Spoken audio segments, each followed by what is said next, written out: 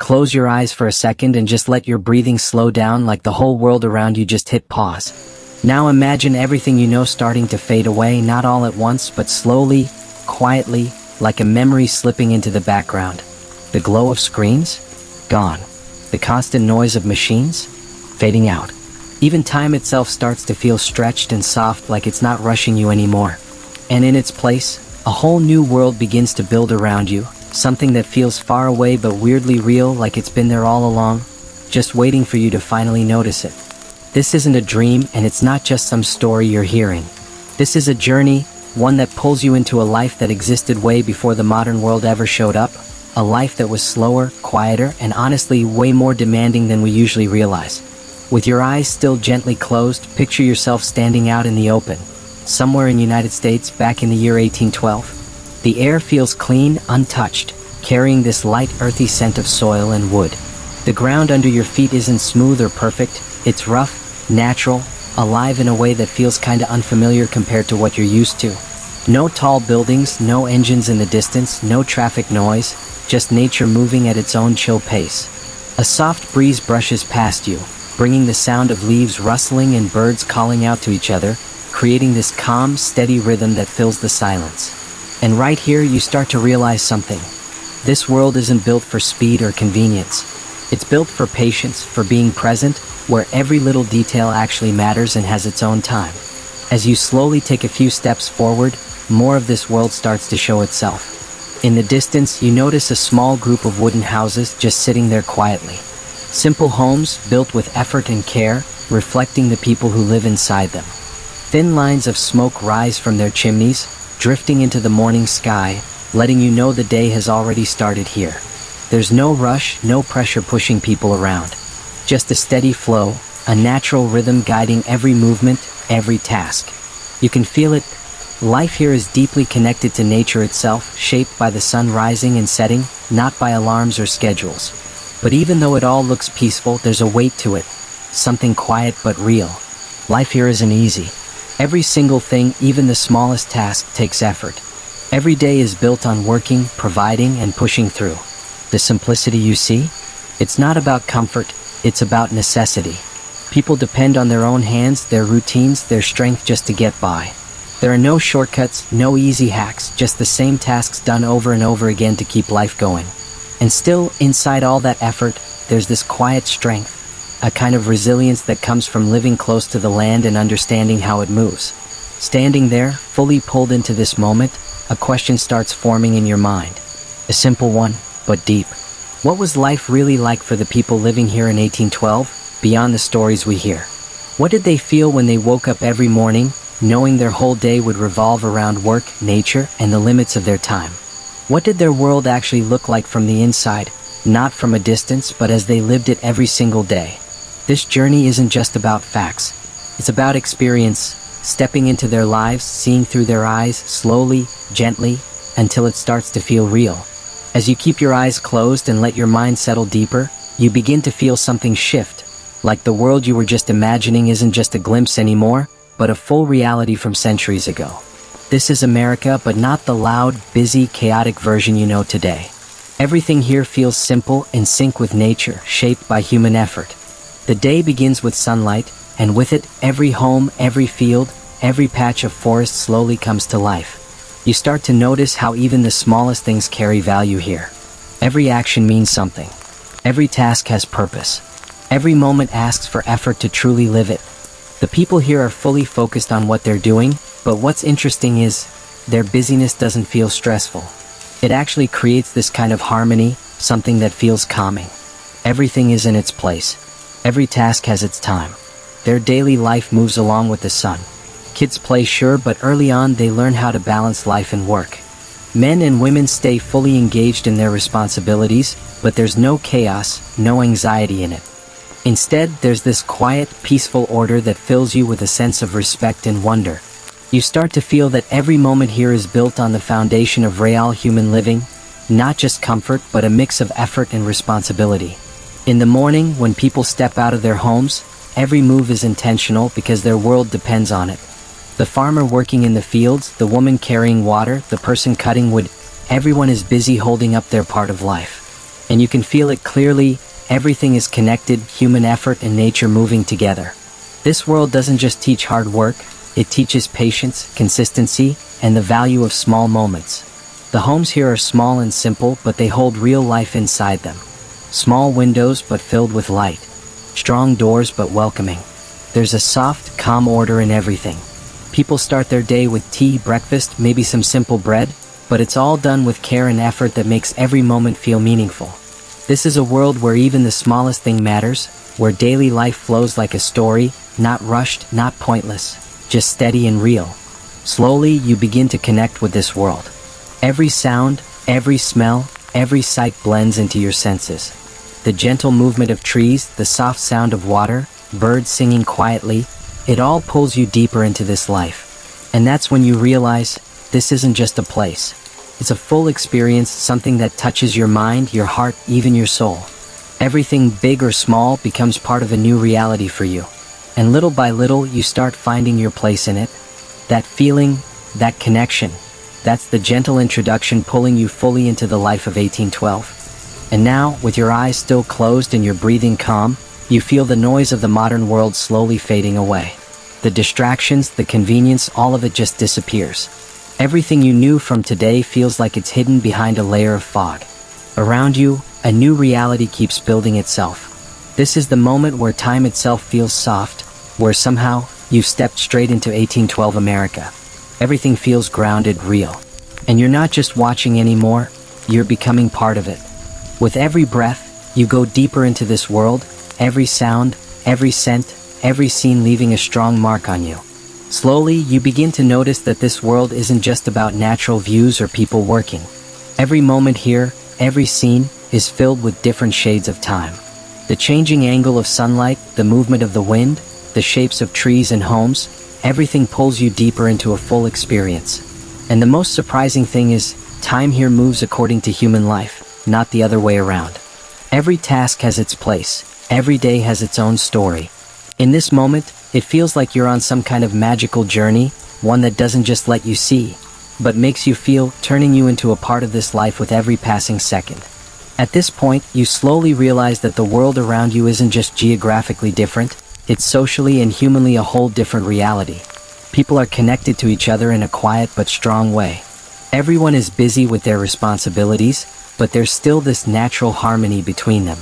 You see that every moment here tells a story, every scene teaches something, and every action carries purpose.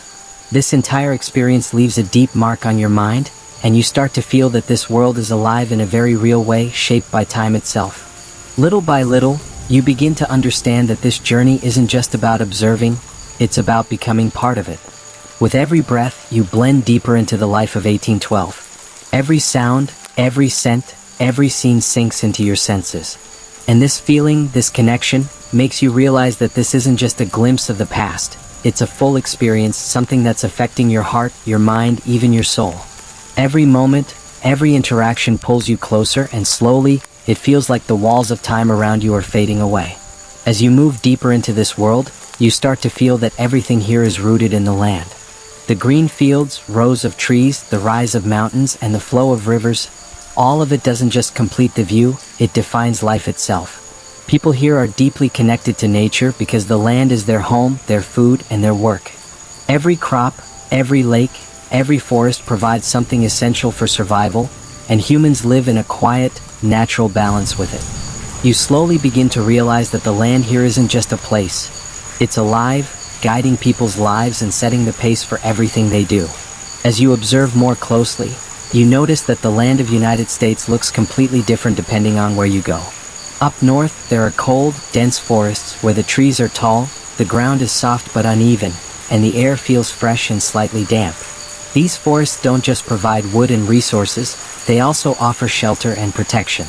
Down south, the land opens up into wide fields, where crops and animals slowly become part of everyday life. Each region shapes how people live, work, and survive, and you can feel it with every step, like you're slowly blending into this world.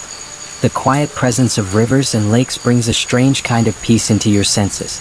The flow of water, the way light reflects on it, and the trees standing along its edges all show you how life here revolves around water. People don't just come here to collect it, it becomes a gathering spot too. They talk between tasks, kids play nearby, and women carry out their daily routines. You begin to feel that every part of the environment, land, water, trees, animals, all of it exists in complete harmony with human life. And that's what gives 1812 America its unique, immersive feel, something that's hard to find in today's noisy world. The air, the seasons, and the changing times of the year also shape people's lives.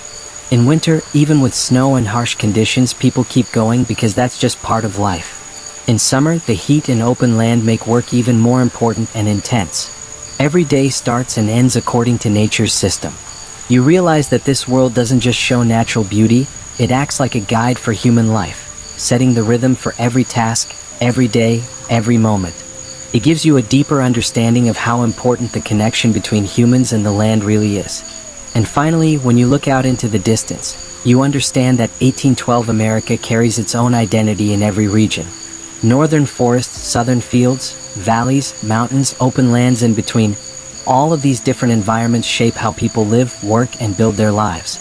You start to feel that geography here doesn't just describe the land, it defines daily actions, effort, and lifestyle.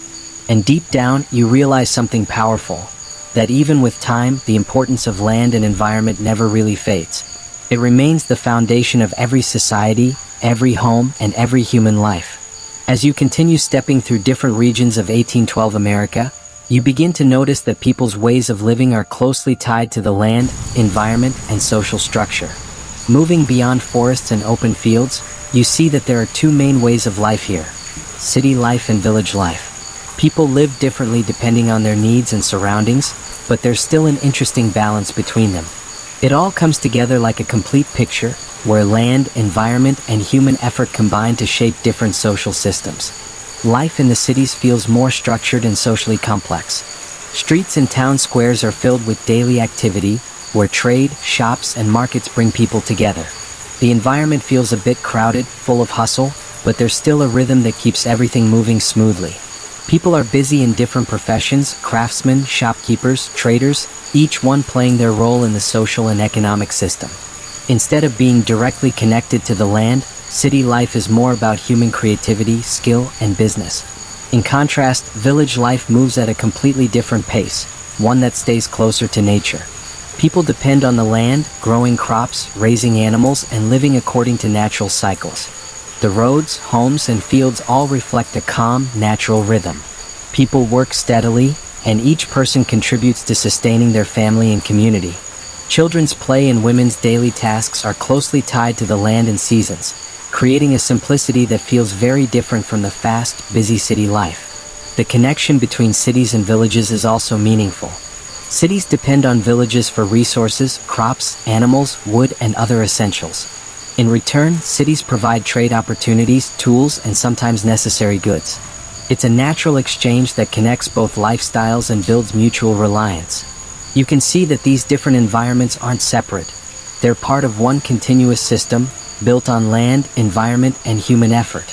As you observe even deeper, you realize that every individual, whether living in a city or a village, is in sync with their environment. A city person works through trade, skills, and social connections, while a villager shapes their life around land, crops, and seasons. Both ways of life remind you that 1812 America offered different opportunities and challenges depending on where you were, and every lifestyle was deeply connected to its surroundings. Slowly, you start to feel that this connection between land, environment, and human effort is something that still forms the base of our world today. In the end, when you look at the bigger picture, cities and villages come together like a complete ecosystem. Everything has its place, every person has a role, and every moment matters. The hustle of city life, the business and social energy, combined with the simplicity, hard work, and natural harmony of village life, all of it creates a full picture of life in 1812 America. And you feel that this isn't just a historical reality, it's an immersive experience, something that pulls the audience into a world that feels real, like you're actually there, living every moment. As the first light of the sun slowly spreads across the horizon, a new day begins in 1812 America. The morning air carries a mix of freshness and the scent of earth, creating a feeling like every breath is filling you with life itself. You notice that both in cities and villages, people are getting ready to start their day. There's a soft light, a quiet hope, inside every home. This is the moment when time wakes up slowly, and you can feel that every person, every animal, every crop is ready to play its part in the day ahead. In the villages, the day begins right away with activity in the fields. A farmer steps out of his home and walks toward his land, the moisture in the soil and the fresh air waking up his senses. His wife and children are getting ready too, bringing water, feeding animals, taking care of small household needs. Every movement carries rhythm and discipline, perfectly in sync with the land. Here, every moment is part of an action, and every action builds the foundation of life. In the city, the morning light also brings life into motion. Streets slowly fill with people, shops begin to open, and the city comes alive. Shopkeepers arrange their goods, craftsmen prepare their tools, and children head toward school or work. Even in the busy morning routine, there's still a rhythm that pushes everyone forward, preparing them for the responsibilities of the day. There's also a quiet peace hidden inside every morning. The soft sound of flowing water, sunlight touching rooftops, leaves moving gently in the breeze, all of it creates a sense of balance. People wake up and get to work, but there's still a silent connection tying them to the land, the environment, and their community. You begin to feel that morning here isn't just the start of time, it's the foundation of everything that follows, shaping the rhythm of the entire day. In this moment, you also notice that every home and every person has a slightly different morning routine, but the goal is the same. Prepare for the day, complete the work, and contribute to life and community. This is where humans create a perfect balance between land, environment, and social connection. And deep inside, you feel that this natural rhythm of the morning isn't just historical. It's an immersive experience that pulls the audience straight into the beginning of a day in 1812 America, like you're right there, feeling the heartbeat of life. As the soft morning light fully spreads across the land and the day starts picking up its pace, you slowly step into the life of an ordinary person, almost like you're walking right beside them. This isn't someone special or wealthy, just a regular individual whose life is simple, yet filled with responsibility. Their eyes open with the sunlight, and there's already a quiet list of tasks waiting in their mind. They don't rush, because rushing doesn't really exist here, but every action they take carries consistency and seriousness, like they understand that every moment of the day matters and can't be wasted.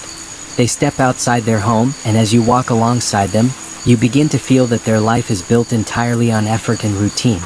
If they're a farmer, their day starts with the land, touching the soil, checking the crops, trying to understand how the weather is shaping everything. If they live in a town, their path leads toward the market or a workshop, where they earn their living through skill and hard work.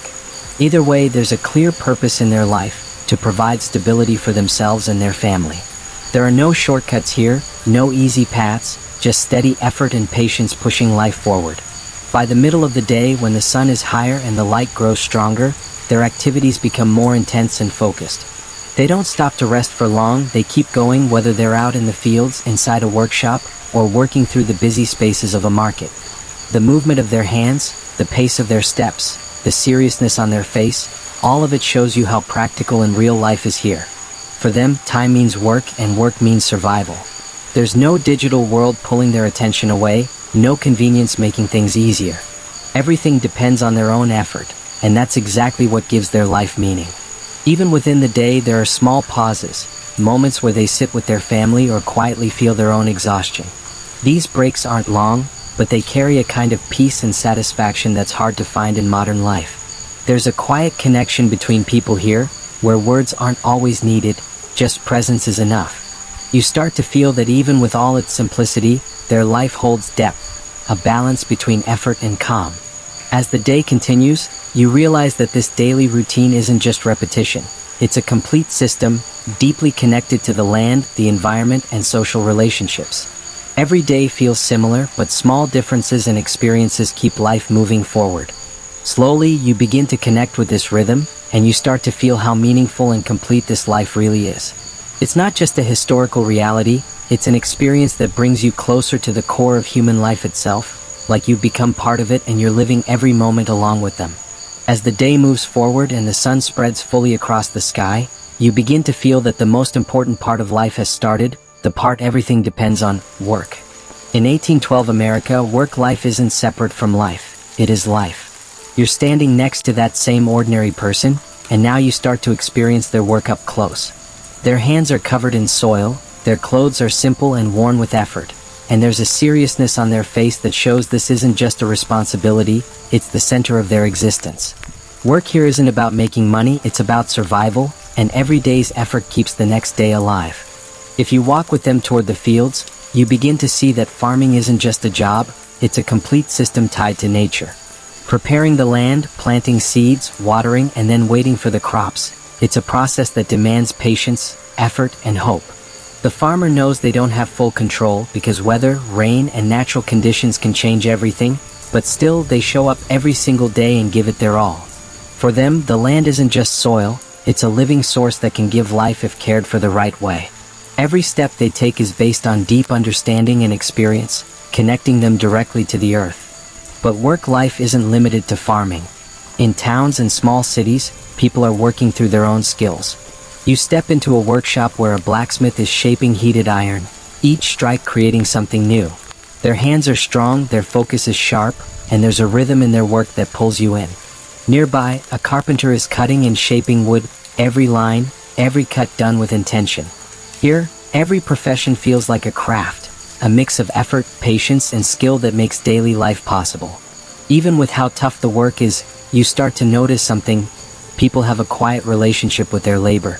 They don't complain, they don't rush, they accept it as a natural part of life. Whether it's the heat of midday or the harsh cold of winter, they keep going. Work isn't a burden to them, it's a responsibility, and somehow, there's a strange sense of peace in fulfilling it.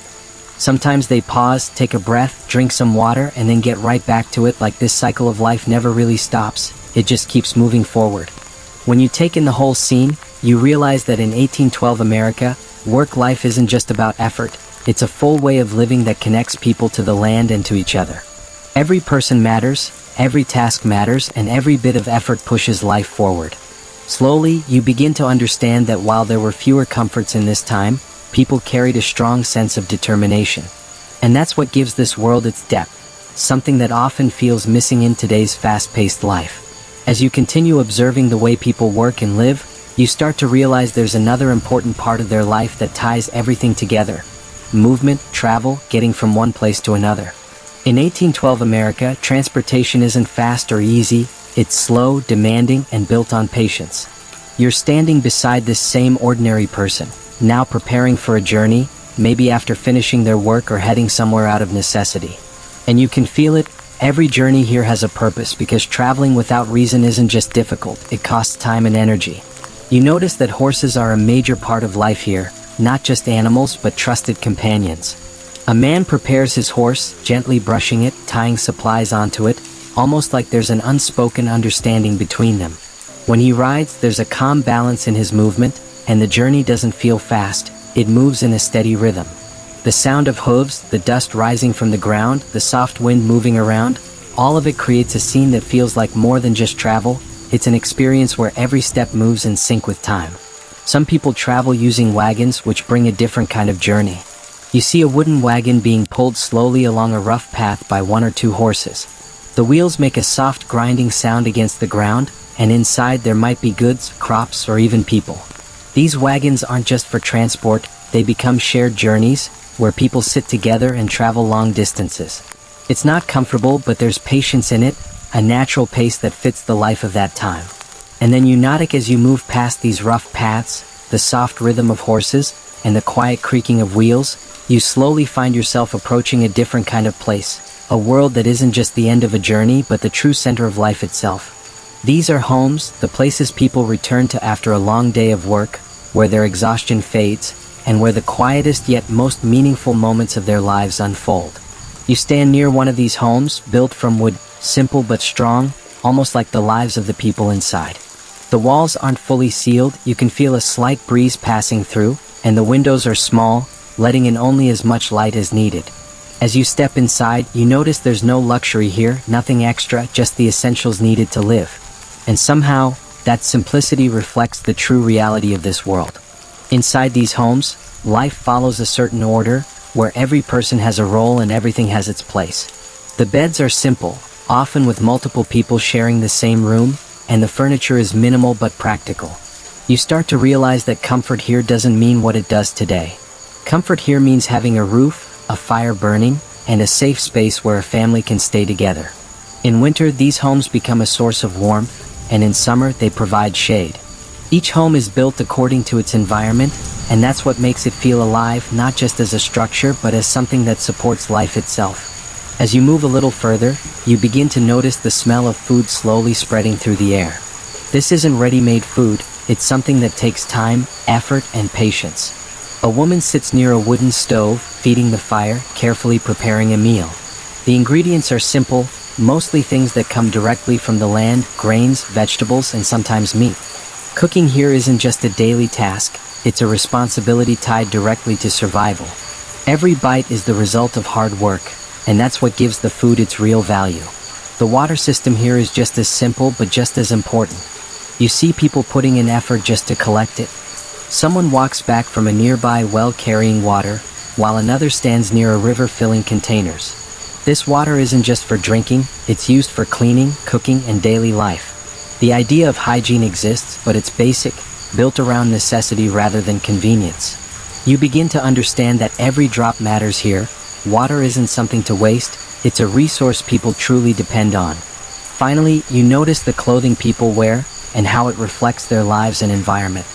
The clothes are simple, often handmade, with no focus on fashion or appearance, only practicality. Men wear strong, durable clothing suited for work, while women's clothing is designed for comfort and ease in daily tasks. Children wear similar clothing, something that allows them to both play and work. You start to feel that dressing here isn't about style, it's functional, something that helps people adapt to their environment and manage their everyday life. And when you take all of this in together, the homes, the food, the water, the clothing, you begin to realize that in 1812 America, home and living isn't just about having a place to stay. It's a complete system that supports basic human needs. Life may be simple, but it carries depth, reality, and a strong foundation that connects people to their environment, their effort, and their families. And slowly, you begin to feel a deeper connection with this world. As you spend a little more time inside this simple yet strong home, your attention shifts toward a place where a soft warmth and gentle aroma rise together. You realize this is where one of the most important parts of life in this home is happening. Sitting near the wooden stove, someone carefully manages the fire while preparing food. You begin to understand that cooking here isn't just a routine task, it's a full system built on time, effort, and patience. The soft crackling of fire, the scent of burning wood, and the quiet movement of utensils create an atmosphere that not only feeds the body, but also brings a deep sense of calm. You look more closely and notice that the ingredients used for food are simple, but behind them lies a long process. Grains come from the fields, vegetables are grown by hand, and if meat is available, it comes after raising animals over time.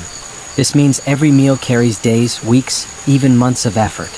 When someone prepares food, they aren't just mixing ingredients, they're bringing together the hard work of their life and their family onto one plate. You begin to feel that every bite carries a story connected to the land, the seasons, and human effort. The method of cooking is completely different from today. There's no gas stove, no modern kitchen tools. Everything is cooked over a wood fire, where controlling the heat itself is a skill. The utensils are simple, often made of iron or clay, and the food cooks slowly, almost as if time itself is part of the process. There's no concept of rushing here, everything is left to its natural pace. This slow cooking doesn't just prepare the food, it gives it depth, flavor, something that only patience and time can create. When the food is finally ready, you notice the family gathers together, not separately. This isn't just a meal, it's a moment where everyone comes closer, where after a long day of effort, they find a sense of peace.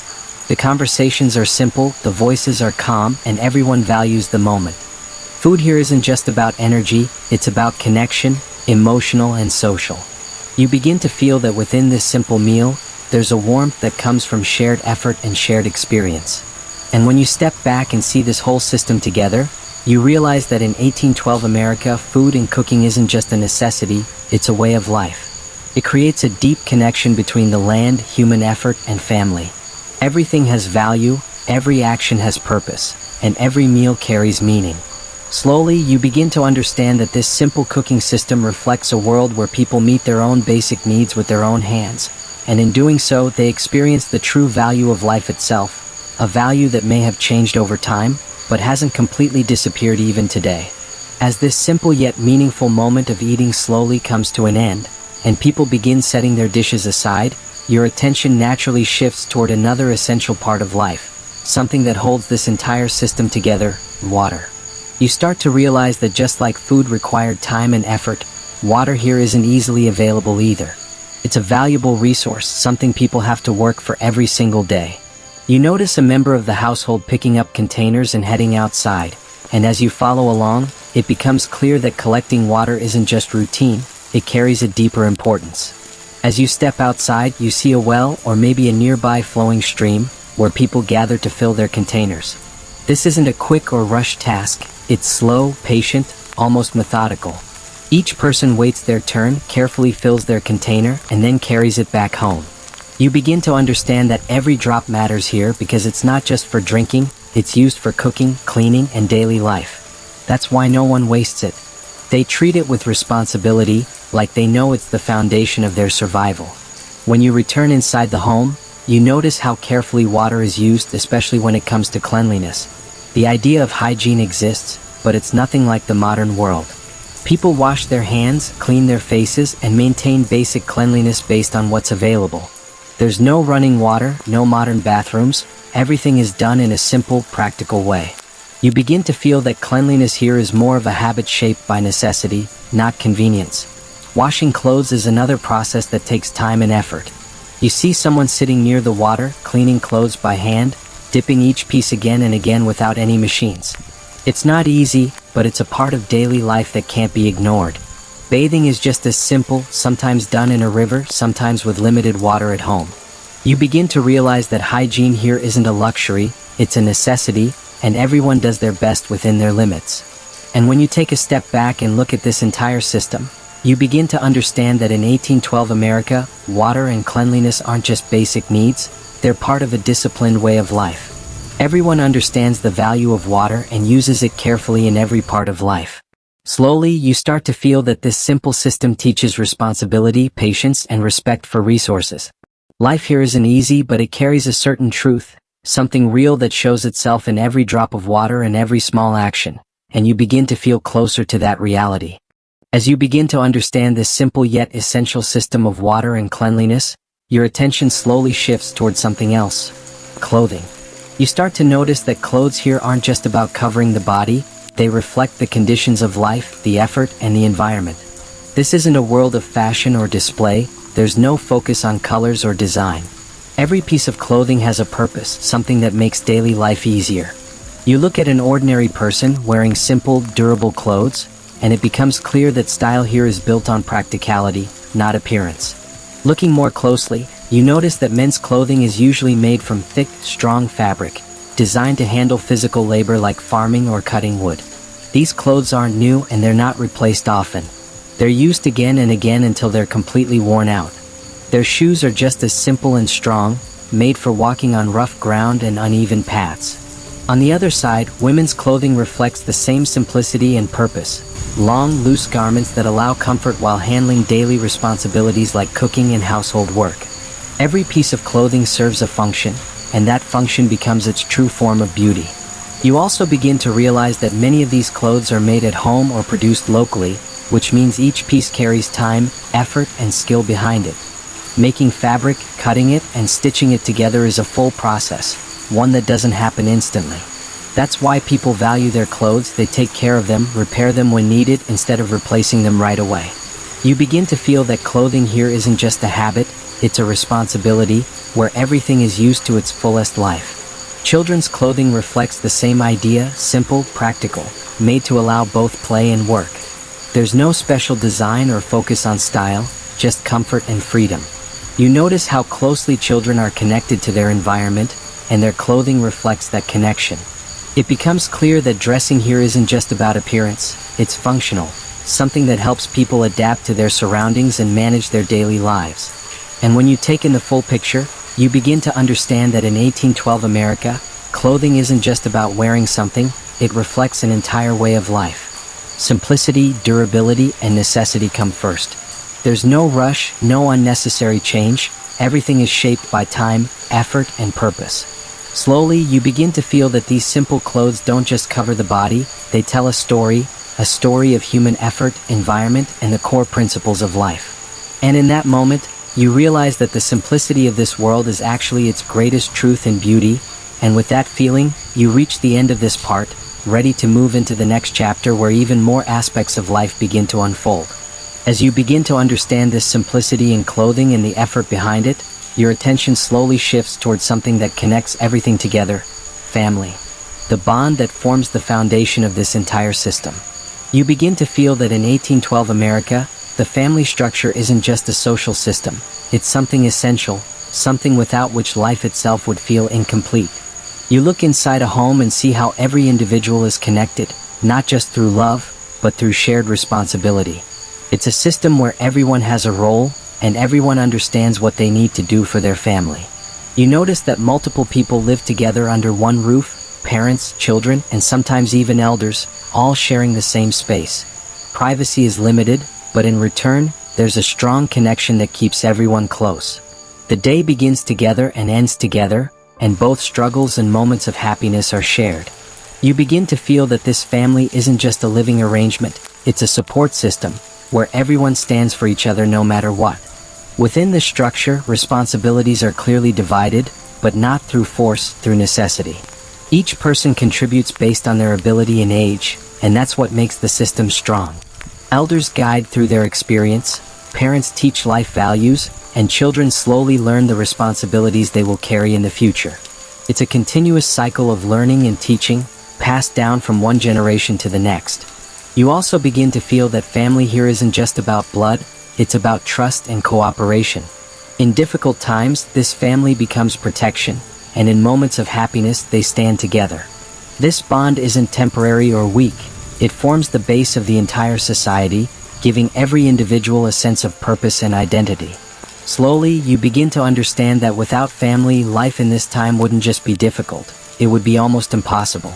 And when you step back and look at the full picture, you realize that in 1812 America, the family structure isn't just a system, it's a living reality that shapes every part of life. Every relationship matters, every individual has a place, and every responsibility has a purpose. You begin to feel that this simple yet strong structure is what holds this entire world together. And with that understanding, you find yourself ready to move forward, prepared to explore the next layer of this life, where you'll begin to see how different individuals play their roles within this system. As you take a closer look at this strong family structure and start to really feel the relationships and responsibilities inside it, your focus slowly shifts toward understanding the role of a man in this system, and how he plays his part in holding this entire life together. You notice that in 1812 America, being a man isn't just about being an individual, it's about carrying responsibility, a role deeply connected to the survival, protection, and stability of the family. He's usually one of the first to wake up in the morning, and his mind already holds a clear picture of the day ahead, almost like every moment of his life is already mapped out. As you walk alongside him, you begin to realize that most of his life is built around hard work, whether he's out in the fields, chopping wood, or handling any kind of physical labor. The roughness of his hands, the seriousness on his face, and the strength in his movements all show that he's a solid support system for his family. For him, work isn't just a duty, it's also a source of pride, because he knows that his effort is what keeps his home running, feeds his children, and keeps his family safe. You can feel that every move he makes has a purpose, and that purpose is to provide a better life for his family. But his role doesn't stop at physical work, it also includes decision-making and guidance. You see him making important decisions about the household, whether it's about farming, finances, or the future of the family. His words carry weight, and his experience is respected as guidance. At the same time, he listens to others in the family too, because this system isn't built on one person alone, it runs on collective effort. You start to feel that his role is that of a leader, but not in a controlling way, it's more about responsibility and understanding. You also notice that he becomes a role model for his children, especially his sons, who learn by watching him. He teaches them how to work, how to live, and what it means to be responsible. Every action of his becomes a lesson, and his life itself feels like practical education, way more powerful than just words. You sense that along with his toughness, there's also a quiet kind of love inside him, one he feels deeply for his family, even if he doesn't always express it openly. And when you step back and look at his entire role, you realize that in 1812 America, A man's role acts like a foundation that holds both the family and society together. It's not an easy role, it's packed with expectations and responsibilities, but it's what keeps everything running.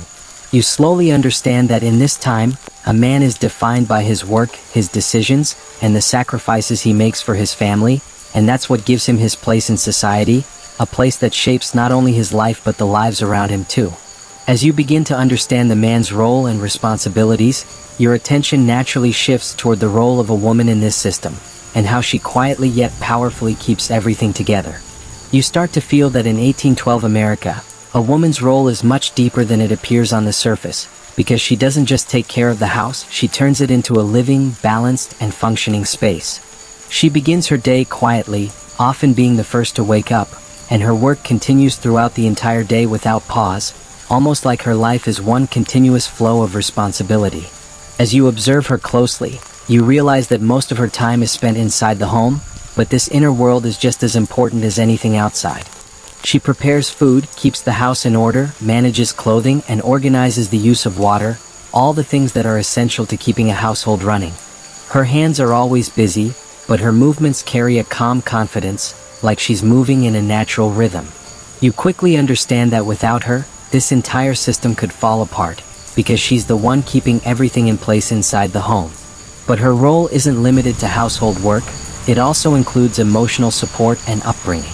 You see her spending time with her children, teaching them, caring for them, and playing a central role in raising them.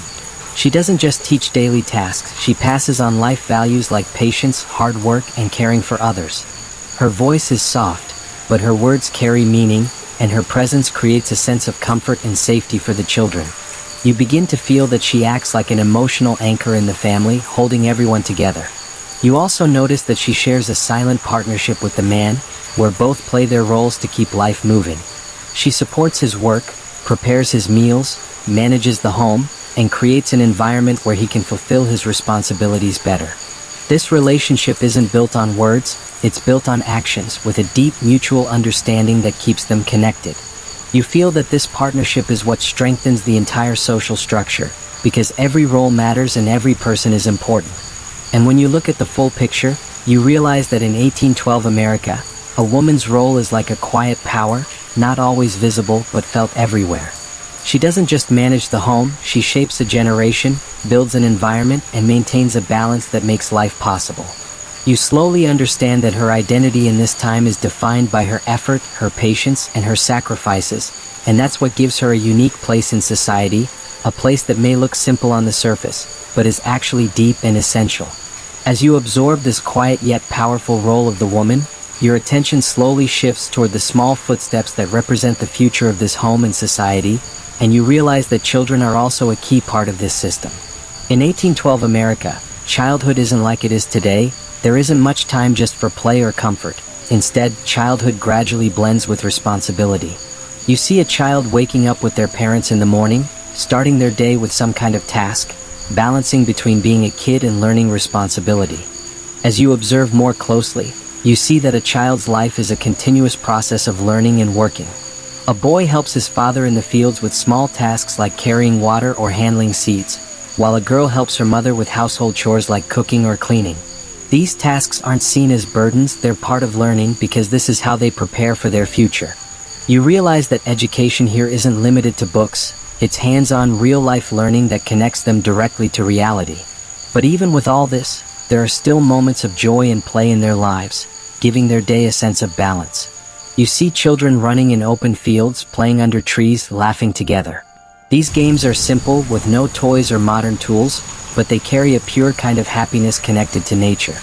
You feel that these small moments are what make their childhood special, giving them memories that stay with them forever. You also notice that discipline and respect are very important for children here. From an early age, they're taught to listen to their elders and respect them. There's strictness in their upbringing, but it comes with a purpose, to shape them into strong and responsible individuals. They quickly learn that life isn't easy, and everything requires effort and patience. You feel that this training prepares them not just for the present, but for their entire future, so they can eventually take their place in the family and society. And when you step back and look at the full picture, you realize that in 1812 America, childhood is based on a simple yet deep reality, where it's not just about playing, but about learning, growing, and understanding responsibility.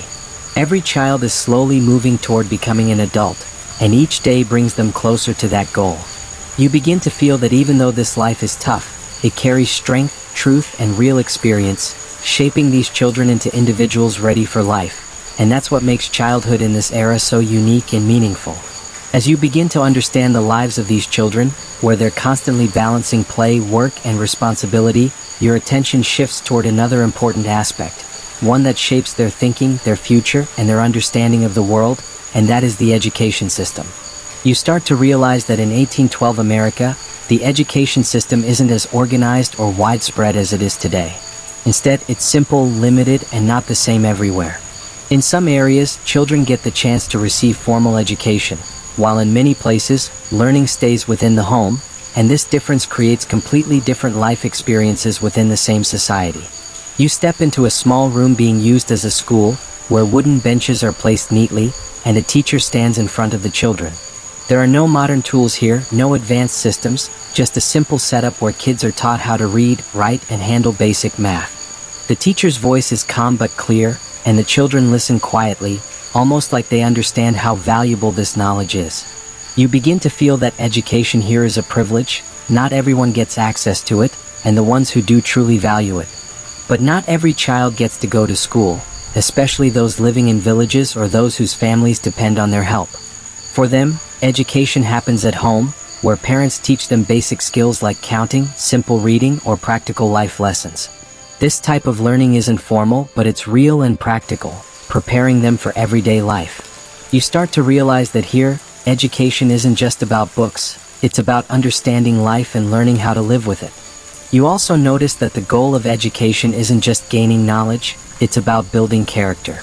Children are taught to be honest, hardworking, and useful members of society.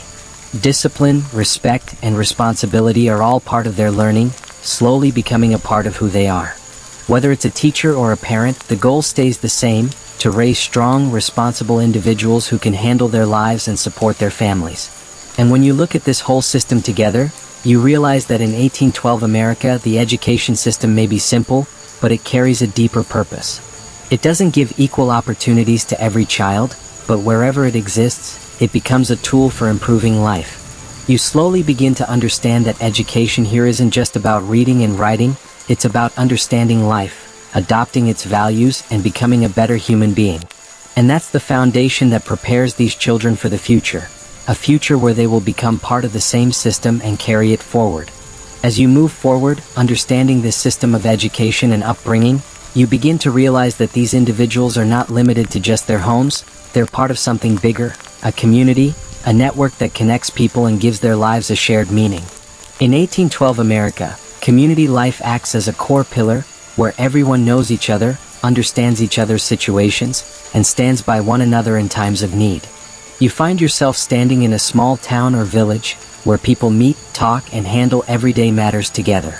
These relationships aren't just formal, they're built on deep trust and mutual respect that grows stronger over time. You notice that whenever someone needs help, others naturally step in, whether it's working in the fields, building a home, or facing a tough situation. This support doesn't come from rules or laws, it comes from a natural sense of connection, almost like everyone understands that their own survival is tied to the community. You begin to feel that friendship, neighborhood bonds, and family relationships blend together here, creating an environment where no one feels truly alone. It's a world where distance between people is small, not just physically but emotionally too. Within this same community, you notice another deeper layer that shapes people's thoughts, decisions, and way of life, and that is religion and belief. In 1812 America, religion isn't limited to worship, it's part of everyday life, acting as a guiding force that gives people direction and purpose. You see people starting and ending their day with the remembrance of God, carrying a belief that their lives are guided by a higher power. You stand near a church where people are gathering not just for worship, but to connect with one another and strengthen their relationships. Here, religion becomes a shared experience, where people sit together, pray together, wish well for each other, and find spiritual comfort for their struggles. You begin to feel that these beliefs don't just give them hope, they provide a moral direction that shapes how they live. This faith becomes a source of strength during difficult times and encourages them to keep moving forward with their hard work and struggles. As you observe this serious and responsibility-filled life, a question naturally comes to your mind: is there any room for joy and entertainment here? And soon you find your answer. In 1812 America, free time is limited, but when it comes, people spend it with simplicity and sincerity. You see groups of people sitting together in the evening, having light conversations, sharing stories, or revisiting old memories. These moments may be small, but they carry a deep warmth and calmness. Children are busy playing their games without modern toys, yet they seem genuinely happy and content. Adults sometimes turn to music, singing, or simple games to ease the tiredness of their day. You begin to realize that entertainment here isn't about noise or big events. It's about spending time together, laughing, and enjoying the simple moments of life. These small joys create balance in an otherwise tough life, giving people the strength to keep going. And then you notice that within this simple life, there are also special occasions, moments when people step away from their daily routines and come together to celebrate. These festivals and gatherings are not just sources of joy, they also strengthen the bonds within the community. You find yourself standing in one of these moments, where people are gathered together, laughter, conversations, and a unique energy filling the air. These events aren't large or extravagant, but they carry sincerity and authenticity that make them special. People share food, retell old stories, and create new memories together. You begin to feel that these gatherings aren't just events, they're experiences that bring people closer and remind them that they are part of something bigger. These moments act like light in their lives, offering a joyful pause between their daily struggles and hard work. And with that feeling, you realize that this community isn't just a group of individuals, it's a living, connected world where every heart beats together. As you observe community life, religion, and the everyday moments of this world, your attention slowly shifts toward the people who are moving society forward through their hard work and skills. In 1812 America, every individual has a specific job or profession, something that is not only necessary for survival but also becomes a part of their identity. Farmers stay busy taking care of their land, woodcutters handle trees and prepare wood, and craftsmen use their skills to meet the needs of others. You begin to realize that every type of work carries its own importance. Whether it's leveling land, raising animals, or creating everyday tools, each profession forms the foundation of society and builds a sense of trust among people. You also notice that the way people work differs between cities and villages.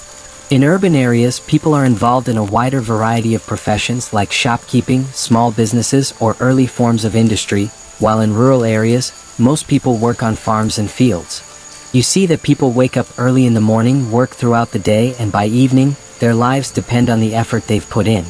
There's no machinery here, everything is done by hand, and because of that, the beginning and end of each day are tied directly to hard labor. You feel that this kind of work isn't just physical, it also builds mental strength, teaching responsibility, consistency, and patience. As you take in the world of work and professions, your attention naturally shifts toward markets and trade centers. In 1812 America, markets act as the heart of any town or city. This is where people exchange their goods, products, and skills with one another. Farmers sell their grains, vegetables, and fruits, while craftsmen offer handmade items, clothing, and everyday essentials. These markets are not just places for trade, they're also spaces where people connect and build social relationships. You begin to notice that these markets usually take place on specific days of the week or month, and people handle most of their important transactions during these times. Trade here isn't limited to buying and selling, it also strengthens social and economic relationships. People understand each other's needs and abilities, and trust builds naturally from that. In the market, the value of goods depends not only on supply and demand but also on quality and local availability. You see people share advice and sometimes even exchange goods through barter. This simple yet effective system plays a major role in everyday life and survival. As you observe these market activities, you quickly realize that currency doesn't hold as much importance here, and many areas rely heavily on the barter system. People exchange goods like crops, handmade items, or other resources to meet their needs. Every barter transaction isn't just economic, it's also a social agreement built on trust and mutual respect. You begin to feel that in this system, the value of everything is measured by its usefulness and necessity, and this strengthens human relationships even more. At the same time, in larger towns and cities, there is some use of limited currency, where people use coins made of gold or bronze. This system makes certain aspects of life easier, especially when people travel from distant areas to buy or sell goods. You notice that the combination of barter and money creates a unique economic balance in society, allowing individuals to meet their needs according to their roles and circumstances. This doesn't just provide financial benefit, it also strengthens trust and relationships among people. As you move beyond the everyday economic and social aspects of life in 1812, an important historical background begins to emerge, one that deeply affects the lives of the people of this time. This is the War of 1812, a conflict between America and Britain that not only reshaped political boundaries but also touched every part of ordinary people's lives. Understanding this war is important, but here you don't just see it as facts, you experience it as a human story so you can truly feel how it affected everyday people. The causes of this war were complex, mainly connected to trade issues, maritime rights, and land disputes. The people of America were active in protecting their independence and rights, and this war brought unexpected changes into their daily lives. People left their lands, joined military service, and sometimes gathered in small towns and villages to protect their families. You begin to feel that this war wasn't just a political event, it added a layer of fear, concern, and responsibility to every individual's life. As you look closely at the daily lives of people during this time, you see how the war changed their behavior, their way of working, and their social relationships. Farmers continued working on their land while also preparing for defense, and craftsmen began producing goods needed for the military. This period feels full of constant challenges and uncertainty. In villages and towns, there's a sense of fear and tension in the air because at any moment, the effects of war could reach their homes and land. People try to secure essential goods, store food, and plan ways to protect their children and elders. During this time, social connections become even more important, because without helping each other, survival becomes difficult. You feel that this situation not only made life harder physically but also forced people to reshape their emotions and relationships. And then you begin to notice that the deepest impact of this war is on people's minds, where fear, uncertainty, and a sense of change are constantly present. When people head to their fields or shops in the morning, there's an unspoken worry in their hearts, wondering how the day will unfold and whether their families will remain safe. Everyone has to stay alert, not just for their own lives but for the safety of others as well. This uncertainty doesn't just affect them physically, it also takes a toll emotionally and mentally. People become more careful and serious in their work, their relationships, and their daily routines. But at the same time, something powerful begins to grow, a quiet strength, patience, and resilience.